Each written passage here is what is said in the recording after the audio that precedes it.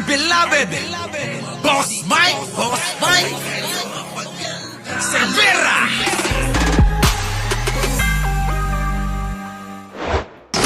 There must be a move to stop the peddling of fake news. Bubuo ang Kongreso ng Tri-Committee para imbestigahan ang mga Ito na mga kababayan, itatama ko lang, oo. Tri-committee dahil yung Quadcom, mga kababayan, yun yung pinagsama-sama nun.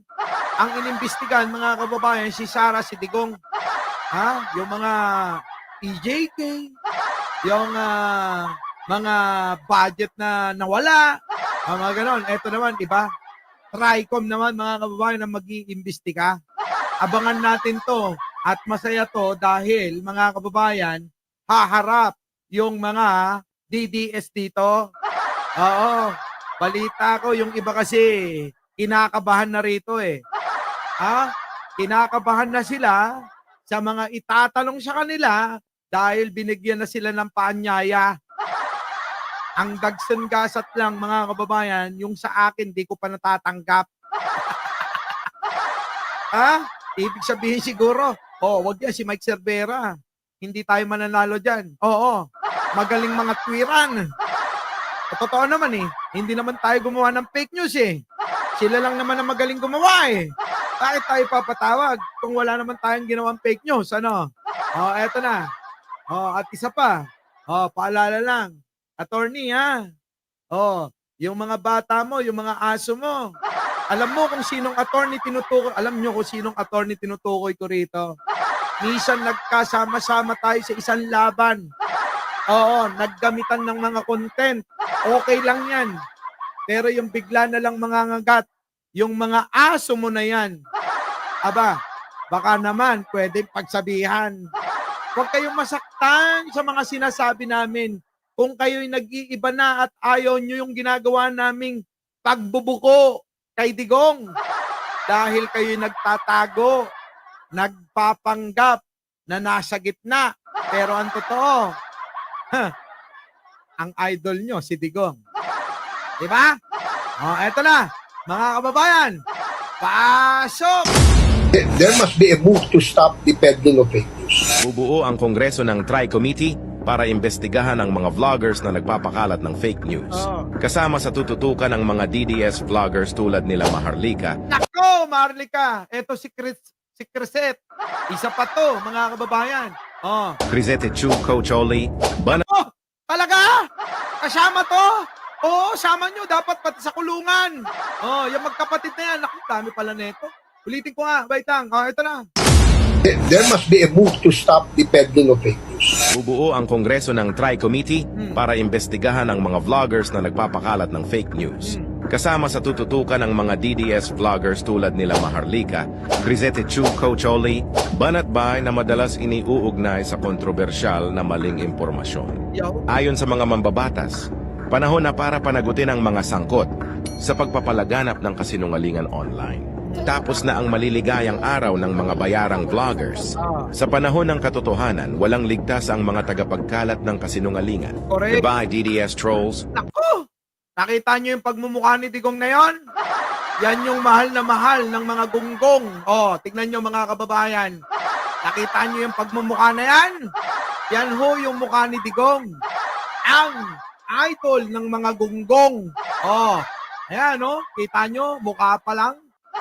Ibang-iba na, no? So, eto na. Talakayin natin, mga kababayan. Talakayin na natin, narinig nyo naman na. Pasok!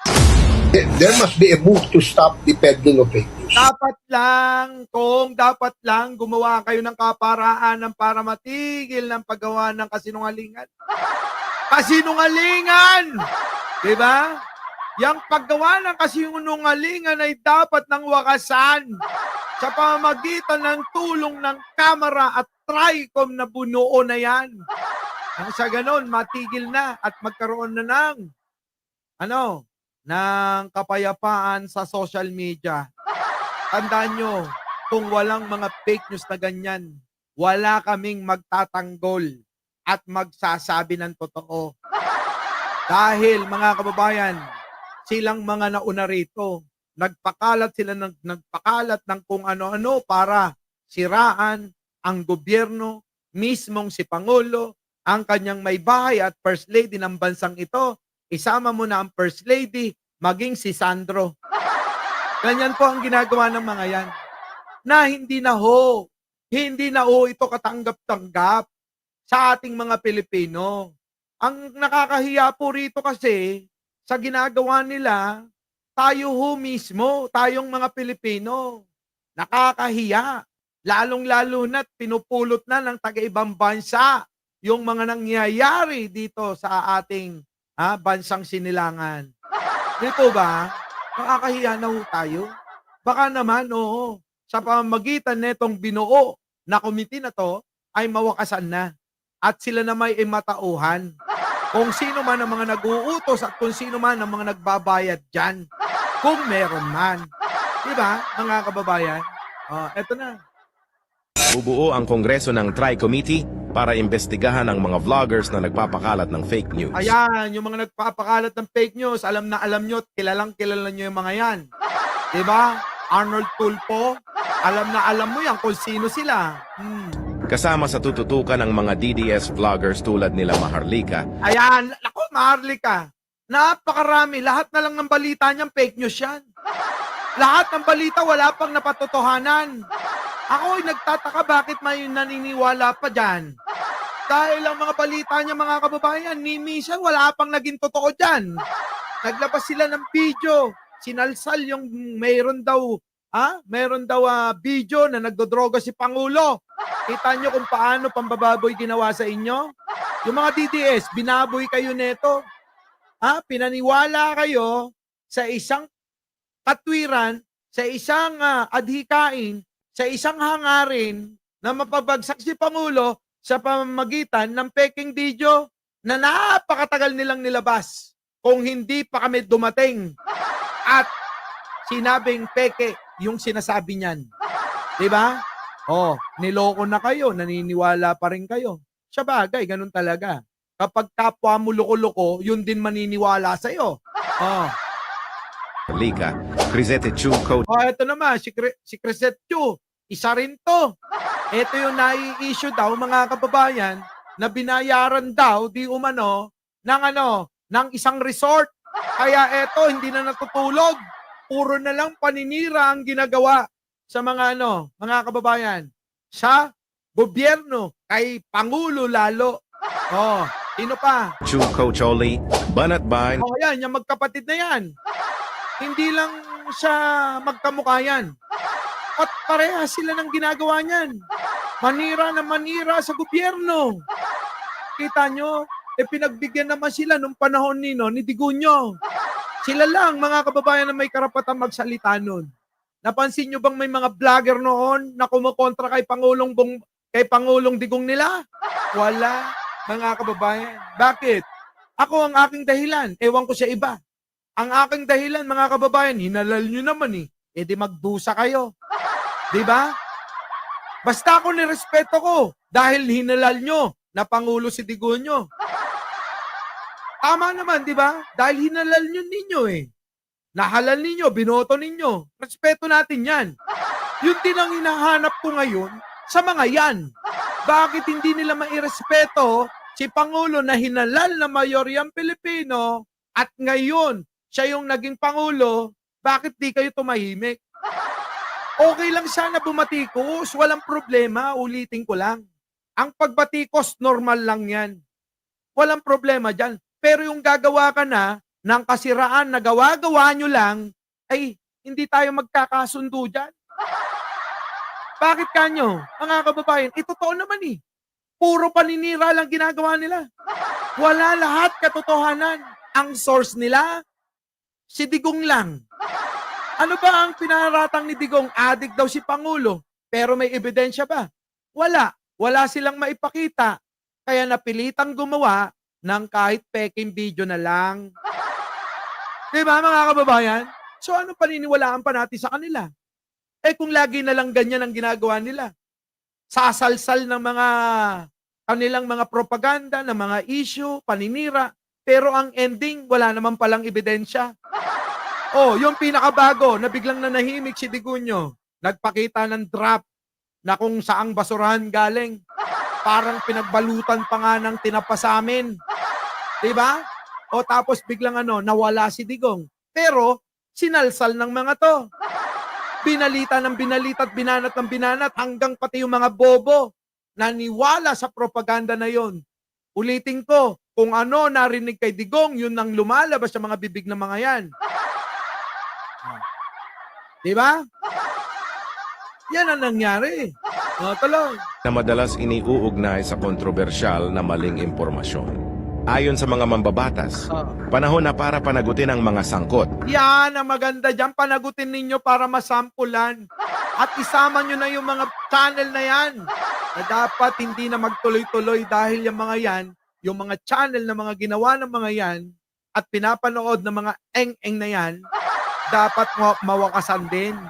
Kasi kung papanagutin ninyo, saglit lang na makukulong dahil magpapiansa lang. Pabalik uli yan. Gagawa uli ng kaparaanan kasi hindi naman sila magkakaroon ng mga views kung hindi makikurious yung mga taong manonood. Nakikurious lang yung mga nanonood eh. Hanggang sa kakapanood nila ng kakapanood, napapaniwala nila yung mga mahihinang nila lang.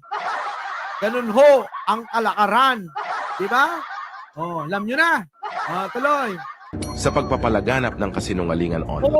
Yan, number 1. Tapos na ang maliligayang araw ng mga bayarang vlogger. Isa pa yan, mga kababayan. Diba? Nasaan na to? Etong si Kati Binag, nasaan na to? Nawala na rin bigla, mga kababayan eh. Di ba yan yung nilalabas ni Maharlika? Buti na lang naunahan nating ibuko siya. Kaya pasalamat tayo kay Mima. Kung wala si Mima, hindi natin nalaman ang kabulukan niyan ni Maharlika. Kaya nung nilabas niya yung babae na yan, wala nang naniwala. Ang naniwala na lang yung mga mangmang. Tama? Tuloy. Sa panahon ng katotohanan, walang ligtas ang mga tagapagkalat ng kasinungalingan. Goodbye, DDS trolls. Bye-bye, DDS trolls. So alam nyo na mga kababayan, sana'y nag-enjoy kayo kahit na late na ako. Alam nyo naman, sabi ko nga naman kagabi, halos late na ho ako dumarating galing ng trabaho, mga kababayan. Kanina, galing ako ng munisipyo. Pagkatapos ko ng munisipyo, dumiretso ng opisina, maraming pinipirmahan. Tapos uwi ako rito para kahit paano makapagpahinga sana. Kaya lang, mga kababayan, ang ginagawa ko, kaysa ipahinga ko, unahin ko muna mag-live at makasama kayo. At kahit paano, sahuran ako ni Lolo Whitey ko. Alam niyo naman si Lolo Whitey ko, matampuhin. Ganun dapat. Di ba? Totoo ako, totoo naman eh. Di ba? Merong kita rito eh. At least, kahit paano, yung mga ginagawa natin, mga kababayan, ay galing na rito. Hindi na galing sa lahat eh. Galing doon sa kumpanya ko. Diba, mga kababayan? So ngayon, mga kababayan, muli, ako po ang inyong lingkod. Opo ha. Laging nagsasabing, mahalin natin ang ating kapwa. Pagdasal po natin lagi ang ating bansa. Our beloved Boss Mike Cervera.